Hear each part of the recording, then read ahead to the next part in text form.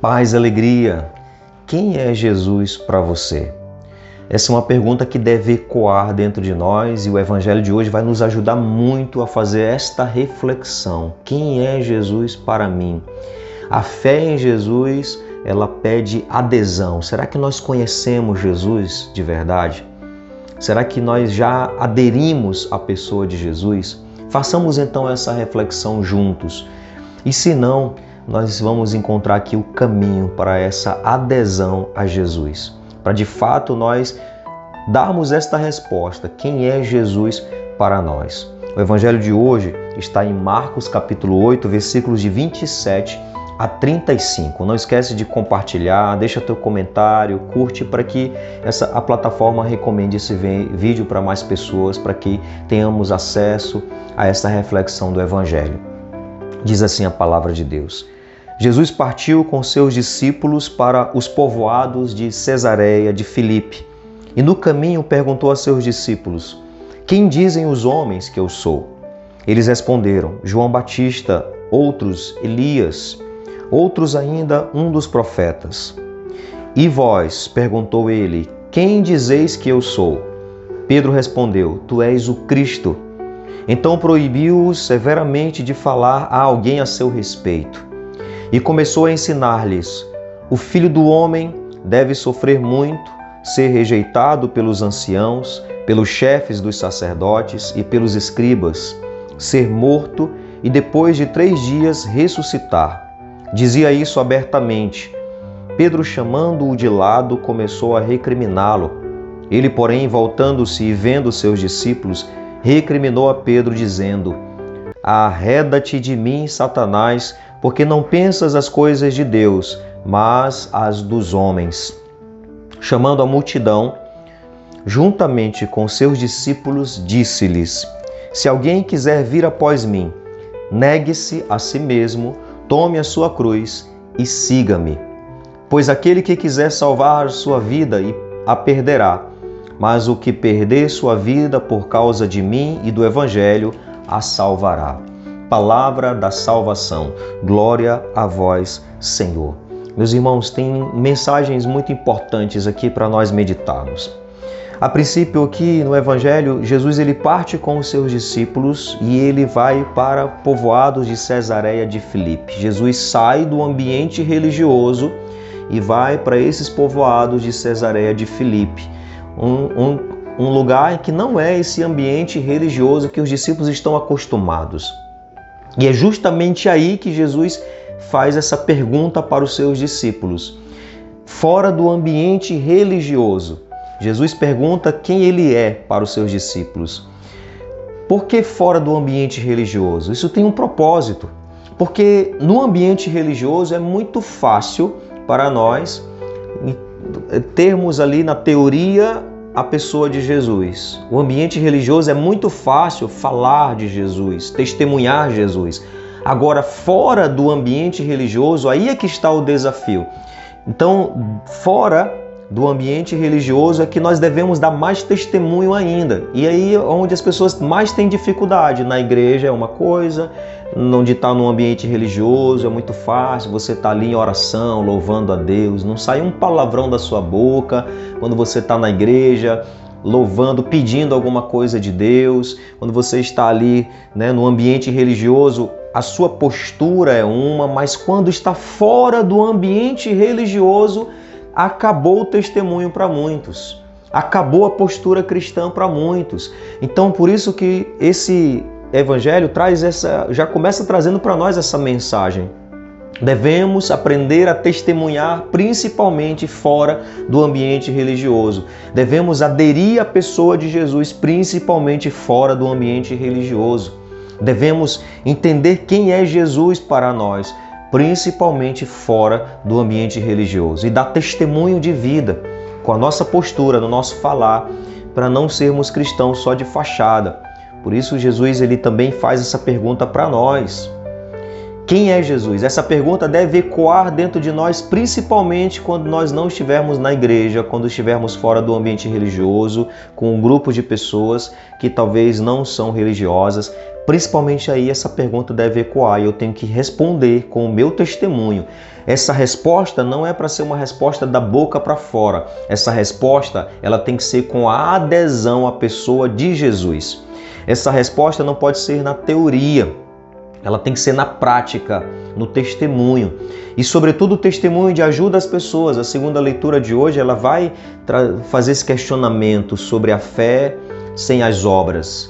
Uma pessoa te pede uma roupa para vestir, uma pessoa te pede uma comida, ela está passando fome, você simplesmente pode dizer para a pessoa, olha, vai lá, né, se alimente bem, né, se vista bem, vou orar por você. Isso é teoria. E aí a prática é que é o importante. Quantas teorias, quantas pessoas só no discurso, no ambiente religioso, temos que ajudar os pobres, os presos, os marginalizados, os moradores de rua, mas não fazem nada. Não põe a mão na massa, não tem a prática, não tem o testemunho. É como as pessoas estão no ambiente religioso, mas e essa realidade? Será que nós não vamos fazer nada? Será que nós vamos ficar só no discurso, só falando que a preferência é pelos pobres e tudo mais, mas não tem nada? Nós temos aqui na nossa arquidiocese, aqui em Manaus, uma pastoral carcerária que tem 5 membros, 6 membros, para 6 presídios que, somando aí o total de presos, dá mais de 5.000 presos só aqui em Manaus. Imagina! Mas temos que ir visitar os presos, mas é só teoria. Quantos moradores de rua nós temos aí? Olhemos também para a segunda leitura de hoje, para entendermos que a fé sem obras é morta. Não há uma adesão a Jesus com uma fé sem obras. Não tem como ter uma adesão à pessoa de Jesus, não tem como respondermos esta pergunta, quem é Jesus para nós, sem uma fé com obras. Precisamos pensar sobre isso, refletir sobre isso. Por isso, essa pergunta tem que ecoar dentro de nós. Quem é Jesus para mim? Nós vamos responder na prática, não na teoria, não só no discurso, não só dentro do ambiente religioso, dentro das igrejas, mas principalmente fora da igreja, nesses ambientes mais hostis, nesses ambientes onde realmente as pessoas precisam conhecer a pessoa de Jesus. Ficou como um desabafo aqui, mas é porque é para nós refletirmos sobre isso. E Pedro vai responder, tu és o Cristo, mas essa resposta de Pedro ainda está muito superficial, porque ele entendia o Cristo como um sucessor de Davi. Jesus, ele se apresenta aqui, nós vamos ver também na primeira leitura, não como um sucessor de Davi. Ele se apresenta como o servo sofredor lá de Isaías. Por isso ele vai falar da sua paixão, ele vai falar de tudo que vai acontecer com ele. Ele se apresenta com um Messias diferente, não com aquela mentalidade de Messias político, como Davi, que estavam esperando a restauração de Israel, estavam querendo restaurar aquela dinastia davídica. Não, Jesus ele não se apresenta dessa maneira. Os discípulos ainda estão entendendo assim. Tanto é que você vai ver quando tem a ascensão de Jesus, Jesus vai e aí os discípulos ficam ali meio que perguntando, mas você não vai restaurar Israel? Ou seja, eles estavam ainda naquela expectativa de restaurar o reino davídico. Não, Jesus, eles não entenderam ainda. Iam entender depois. Então eles ficam meio que questionando, e aí você já vai embora, mas não vai restaurar Israel? Não, é porque está tendo um mal entendido aí. E nós precisamos também atentar para um detalhe nesse evangelho muito importante.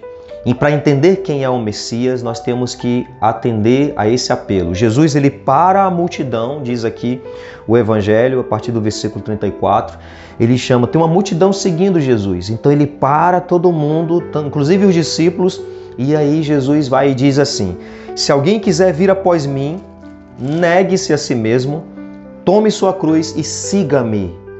É interessante que tem aqui uma pedagogia no Evangelho de Marcos. Quer seguir Jesus? Quer realmente dar essa resposta de quem é Jesus para você? Então tem níveis, tem uma etapa, tem etapas a seguirem.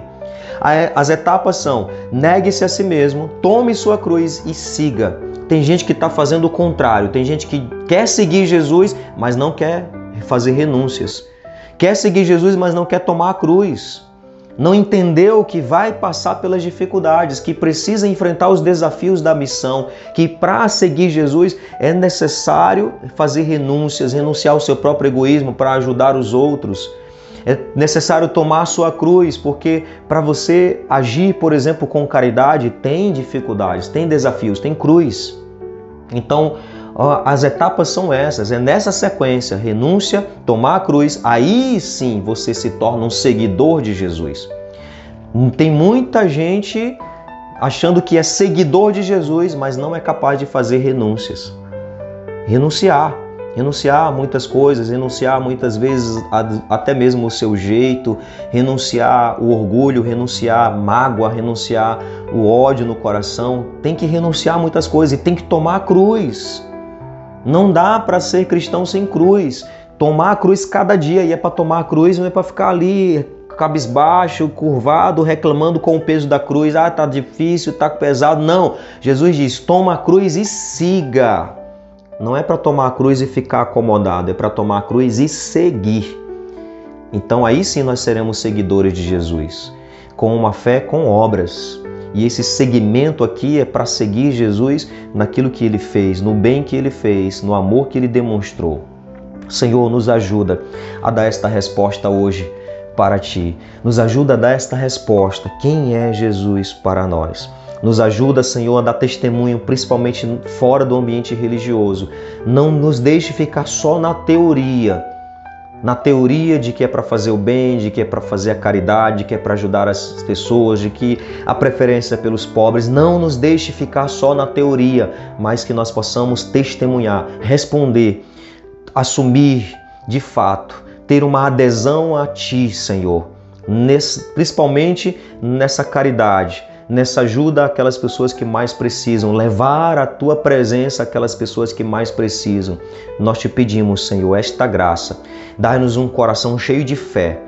Dai-nos a graça de entender que tipo de Messias o Senhor é, que não é o Messias davídico, mas o Messias, o servo sofredor, aquele que veio para dar a vida, aquele que não veio para ser servido, mas que veio para servir. E que nós possamos então realmente Te seguir, Jesus. Que a nossa resposta não seja só da boca para fora, mas que seja de fato na prática, no seguimento, no testemunho.